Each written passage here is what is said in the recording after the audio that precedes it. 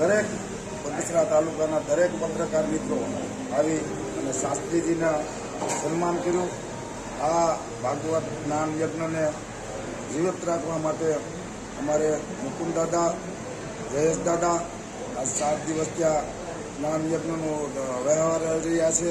ત્યારે દરેક પત્રકાર, જો કે પત્રકાર દાદાએ કીધું એવી રીતે કે મને જો આ સમાજમાં, ગામની અંદર અને બધે મોટો કરવામાં કાયમ પત્રકારે મને પોઝિટિવ વિચારો આપી અને કાયમ મને મોટો કર્યો છે, એનો આભાર અને હું એના ઋણી છું.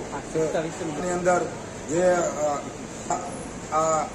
ત્યાં શનિવારે 21 તારીખથી આજે શુક્રવાર સુધી આ સપ્તાહનું જે આયોજન થયું, એ સપ્તાહની અંદર દરેક ધર્મપ્રેમી ભાઈઓ, મારા સગા સંબંધીઓ, પછી મારા સ્નેહીઓ, દરેક મહેમાનો, મિત્ર સર્કલ અને દરેક ગ્રુપે એવડું મોટું મને સાથને સહકાર આપ્યો છે. અને બીજા નંબરમાં કે એવો ઉત્સવ ઉજવાનો છે કે મેં કદાચ વિચાર્યું કે તારે હવાયો એ ઉત્સવ થયો છે.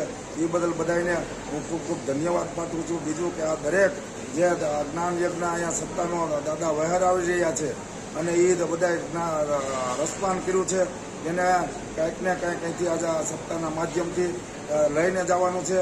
અને આ સપ્તાહ દાદાએ અમને ખૂબ, કારણ કે ગઈકાલે જ હજી મુકુંદ દાદા પાસે આપણે ભાઈ આવ્યા હતા મારુતિ સિલેક્શનવાળા, કે હું 3 વર્ષથી આ સપ્તાહનું આયોજન કરવા વિચારું છું પણ યોગ નથી આવતા. આ છેલ્લા 3 મહિનાની અંદર આ યોગ થઈ અને સપ્તાહને આજે પૂર્ણાવતીને હારે છે. એટલે ખૂબ ખૂબ ધન્યવાદ. ઠાકોરજીની દયા. કોઈ જાતને કોઈ અમારા વડવાએ માગેલી નહોતી, કોઈએ માનતા નહોતી, કોઈએ કીધેલું નહોતું.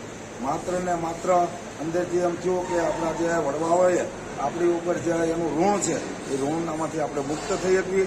બીજું કે આપણે આ બધું જ્ઞાન યજ્ઞ વહેડાવી અને દરેક ભક્તજનોને આનો લાભ મળે. મૂળ આ જ હેતુથી આપણે ભાગવત સપ્તાહનું આયોજન, કોઈ પણ કાંઈ તકલીફ કે કોઈ માનતા કે કોઈ વસ્તુ નથી અને આ સફળતાપૂર્વક પાર પડ્યું છે, એનો મને ગૌરવ.